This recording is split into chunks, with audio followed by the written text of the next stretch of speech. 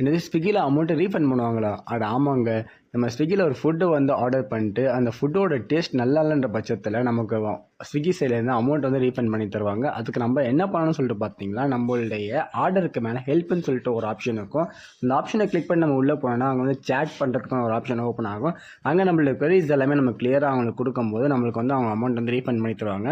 இந்த மாதிரி நம்ம 2 days பேக் வந்து நான் ஆஃபீஸ் முடிச்சு நைட்டு வரும்போது ரொம்ப பசிக்குதுன்னு சொல்லிட்டு ஒரு ரோல் வந்து ஆர்டர் பண்ணியிருந்தேன். அந்த ரோலுக்கு வந்து கஸ்டமைசேஷனோட தான் ஆர்டர் பண்ணேன். பட் எனக்கு அவங்க வந்து ஃபுட்டு ஒழுங்காக டெலிவரி பண்ணலை.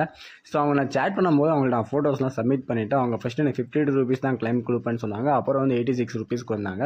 எனக்கு முடியாது, எனக்கு ஃபுல் அமௌண்ட்டுமே வேணும்னு சொல்லி நான் கேட்டதால் எனக்கு மொத்த அமௌண்ட்டுமே கிளைம் பண்ணி கொடுத்துட்டாங்க. ஸோ இந்த மாதிரி உங்களுக்கு ஏதாச்சும் ப்ராப்ளம் வரும் பட்சத்தில் நீங்கள் வாங்குற ஃபுட்டு நல்லா இல்லை, குவான்டிட்டி நல்லா இல்லை, குவாலிட்டி நல்லா போது நீங்கள் இந்த மாதிரி ஸ்விக்கியோட சேட்டில் போய்ட்டு நீங்கள் சேட் பண்ணும்போது டெஃபினட்டாக அவங்க வந்து ரீஃபண்ட் பண்ணி தருவாங்க. இது ரொம்பவே ஹெல்ப்ஃபுல்லாக இருக்கும் நிறைய பேருக்கு.